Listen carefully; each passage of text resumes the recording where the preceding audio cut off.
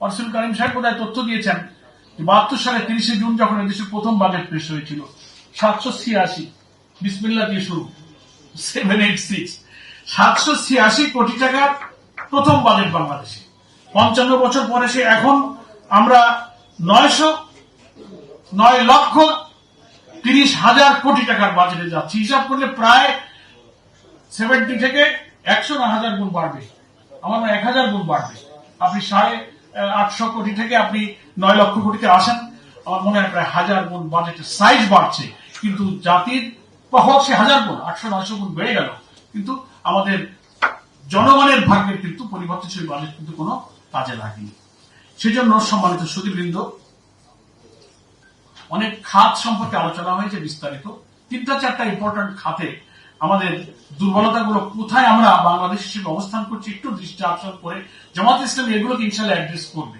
আপনাদের পরামর্শগুলো এখানে সিপিডির একজন প্রতিনিধি, যে সিনিয়র রিসার্চার, তিনি বক্তব্য রেখেছেন, আরো অনেকে বক্তব্য রেখেছেন। পার্লামেন্টে বাজেট পাস করতে গেলে যে সিস্টেমটা আছে সেখানে কাট মশানের একটা সুযোগ থাকে। সাপ্লিমেন্টারি বাজেটে কথা বলে সেখানে অনেক সম্পূরক নানান প্রস্তাবনা, অ্যামেন্ডমেন্ট, সংশোধনী দেওয়া যায়। জামাত এই সব বিধিতে বাজেটে এবার তাৎপর্যপূর্ণভাবে অংশগ্রহণ করার সিদ্ধান্ত গ্রহণ করেছে। কিন্তু শিক্ষা, স্বাস্থ্য, আমাদের সামাজিক সুরক্ষা, আমাদের গুরুত্বপূর্ণ কৃষি, অনেক খাত আছে। 2-3টা খাতের ব্যাপারে আমি ছোট্ট যে একটা তথ্য দিয়ে এ ব্যাপারে যে জামাত অ্যাটেনশন দিচ্ছে এবং আমরাও জানি, আমি একটু উপলব্ধি করার জন্য বলতে চাই যে সামাজিক এবং অর্থনৈতিক পরিবর্তনের মূল জায়গাটা কিন্তু শিক্ষা। এই যে বলি আয় বাড়ে না, দুর্নীতি যায় না, এটা কমান, কর্মসংস্থান করেন, বেসিক জায়গাটা হচ্ছে এডুকেশন। এখানে যদি মোরালিটি বেসড এডুকেশন, কর্মমুখর, জনবান্ধব এরকম শিক্ষায় যদি জাতিকে গড়ে তোলা যায়, সেখানে যদি বাজেট বরাদ্দ বাড়ানো যায়, তাহলে যা আমি বিনিয়োগ করবো তার থেকে কত গুণ কিন্তু আমাদের এই জনশক্তি, জনসম্পদে পরিণতি তারা আর্ন করবে। সেজন্য ইউনেস্কোর পরামর্শ হচ্ছে যে কমপক্ষে উন্নত দেশগুলোকে বলা হয়েছে জিডিপির 6% বেশি শিক্ষা খাতে বিনিয়োগ করা।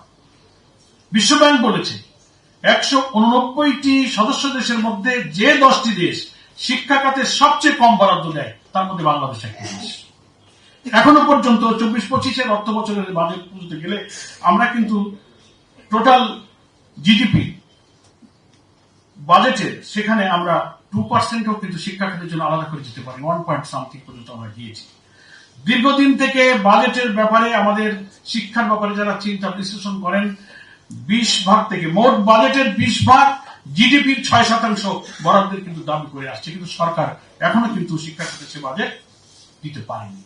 আমরা চাচ্ছি শিক্ষা খাতে বাজেট বরাদ্দের মধ্য দিয়ে এখানে বিনিয়োগ বাড়লে বাংলাদেশের কর্মসংস্থান বাড়বে, কর্মসংস্থার সাথে বিনিয়োগ প্রয়োজন। স্বাস্থ্যেরও ঠিক একই অবস্থা। স্বাস্থ্যের ক্ষেত্রে বাজেট বরাদ্দ জিডিপির 1% পর্যন্ত এখনো যায় না। স্বাস্থ্য খাত সংস্কার কমিশন বলেছিল, আমরা যেটা করেছি কাজে তো লাগে না, 15% কিন্তু স্বাস্থ্য খাতে আমাদের বাজেট থাকা উচিত। কৃষি, স্বাধীনতার পর যে খাতে দেশের অর্থনীতিতে কিছুটা প্রাণ সঞ্চার করেছে সেটা হচ্ছে কিন্তু কৃষি।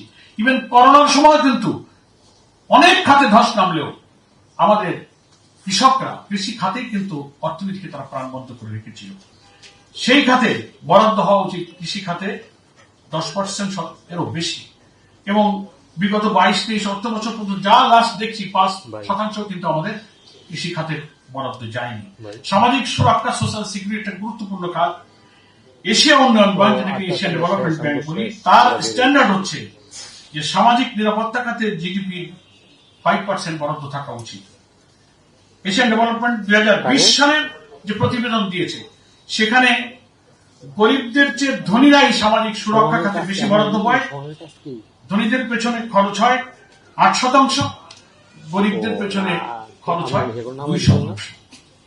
সামাজিক সুরক্ষা খাতে এই যে বাজেট তৈরি করার ক্ষেত্রে মাথা পিছু জিডিপির এইসব শতাংশগুলো গুরুত্বপূর্ণ জায়গায় আমরা দিতে পারছি না।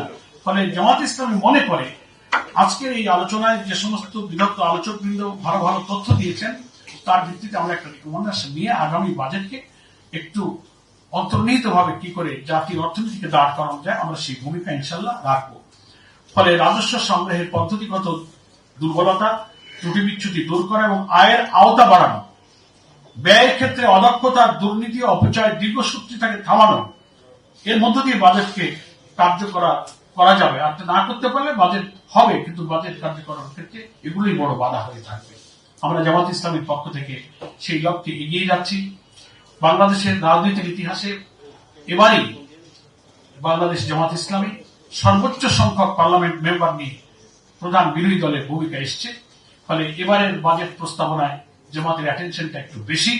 আপনারা যে সমস্ত মূল্যবান পরামর্শ দিলেন, ধৈর্য সহকারে এই মিটিংকে সফল করলেন, আমি আবারও জামাত ইসলামের পক্ষ থেকে ধন্যবাদ জানিয়ে আমার বক্তব্য এখানেই সংক্ষেপে শেষ করছি। আমার তৌফিক ইল্লা বিল্লাহ। আসসালামু আলাইকুম ওয়া রাহমাতুল্লাহি ওয়া বারাকাতুহু।